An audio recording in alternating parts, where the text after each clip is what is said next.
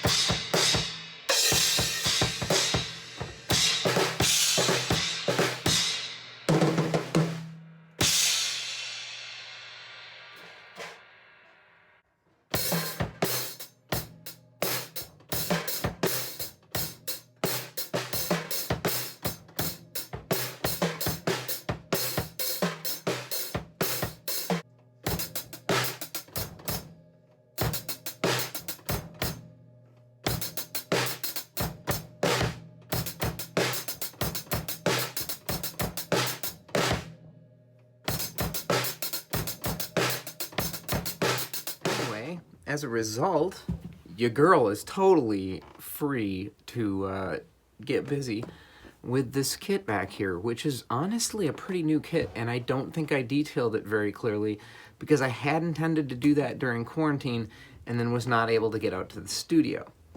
So let's try giving a little rundown, and I'm gonna do a little distance cam. I'm gonna have to show you the individuals on their own sound demos. So this is going to be talking. You've been warned. Check this out. Hey y'all, okay, first things first. One of my favorite things that I never wanted to like in the world, I never wanted to like these things. There's just, it's a love-hate thing right now, but I promise when I first saw these ozone styles, these are ozones, but the first time I saw them, I was just like, this is stupid. These are clearly just being sold to look cool and break easier so that you will have to buy more. It's all an elaborate scheme. But while I was in Eva in the Garden, I was able to try this XSR 18-inch, and my goodness, it's in the sonic territory of the highest pitch crash you've ever heard, or a China. Very trash in the high end, very white noisy kind of thing. And this one I got as a result because I thought this was so brash. And I had such good luck with the Monarch down here that I went with the Monarch right here. I believe this is a 16. It is. And the 16 is much, much more subtle because, of course, brilliant finish and a very dark, unlathed and not brilliant finish is going to create a drier sound. This thing is great for really getting that staccato ta, ta, whereas this one it's almost like I'm surprised the note lives for as long as it does. So you kind of have whatever you want, and if you're gonna go da or da, those noises are great. I like to use this as a quick China, like dot something, and this I initially was using it as much more of a China. But the more and more I play on it, the more I really enjoy it as a crash, and even a primary crash. So let's get back to primary crashes. 14-inch XXXX explosion. Again, you will be able to see sound demos of these. I'm not just going to talk about this for no reason. But the xxxx Sabian right here, explosion crash. That thing was my absolute #1 favorite of all of the cymbals while I was playing in Eva in the Garden. It just blew my mind, and I kept it for the entire time that I got it. Now, my newest addition to the lineup is over here, the other crash, which is another XSR. And this is a Sabian XSR 16-inch concept crash. Brilliant finish, fairly thin, everything that I like about that sort of thing. And I'm not really used to the 16-inch area. If you've been around for a minute, you know that I tend to prefer 18 and above. And you know, for the Eva stuff, I was using a lot of like 14s for a little bit of a brighter pop. But that 16, whew, I'm gonna be sad that I won't be able to work with that in the studio with them. But great crash, the 16 over here, and we've got the Monarch 18-inch crash ride as my primary ride. You've heard this before a million times, I'm sure, but I love this one. The crash sound on it when I wash it is really interesting and has so much character. Both of these cymbals sound like they look in a way, and it's cool. It's very vintage. Lastly, well, okay, fine, Meinl Bell.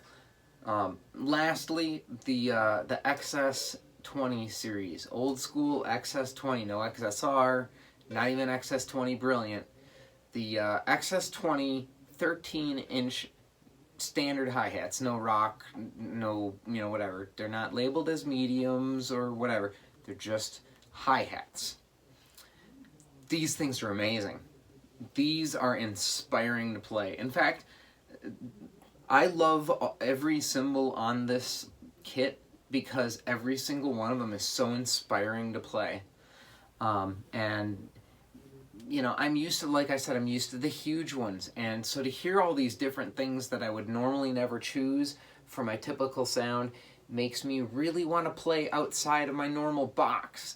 And having a different setup with a small kick and a small, like 14-inch floor tom, that's usually hanging in front up here, and there's an 18 or something down there. So this is fun and it's different. Let's move on. All right, so check out this out.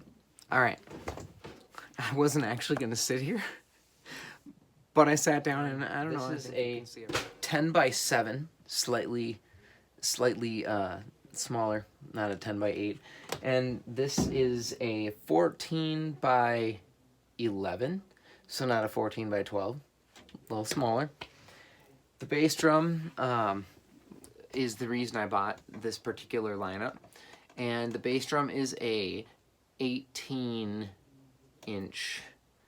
and I have to say this one, I would never play an 18-inch again. This thing's getting replaced immediately because I play, if you've seen my main kit, my big white, the big pearl kit, that's a 24-inch. And then when I play my dumpster kit that used to be down here, the Black Tom, a Rockstar DX, that's just a 22-inch bass drum, regular standard kind of thing. And when I'm playing on my tiniest set, the bass drum is a 20, which is what I originally used when I was playing in Eva in the Garden with the first kit. And I gotta say, going from 24 to 20 and back, there's really not much of a play difference whatsoever. But when you hit 18, I had to lower my stuff to my beater down to a point where it was like a balancing act between how close can I get before it's gonna hit the head.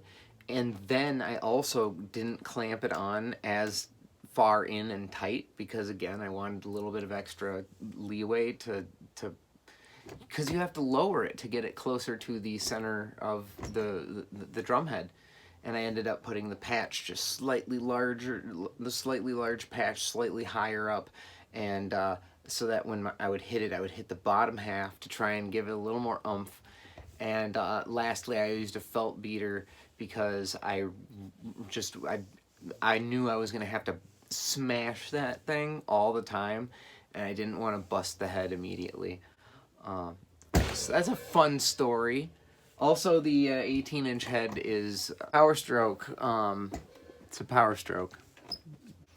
Nothing fancy for that kind of thing. Whoa!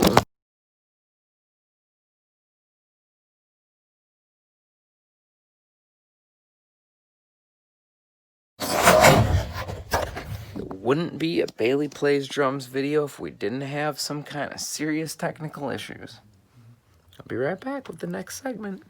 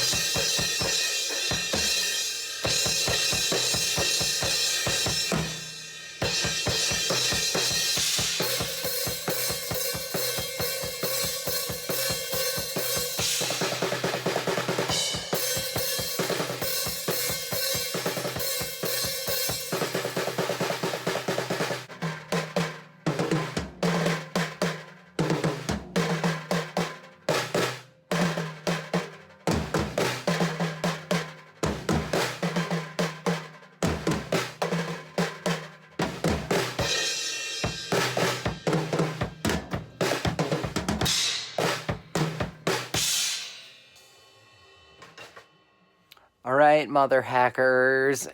I'm really glad that you enjoyed that. And if you didn't, you should rethink your life strategies. And I also have a lot of cool toys. I got a lot of cool toys. You want to see my toys? Don't leave me. I have trust issues, and I need your validation. So thank you all, simps, and you know, hit the subscribe button to simp hard, and you know, smash like, because everyone likes to smash, right? And simp harder, send money. Goodbye, love. Catch you next time.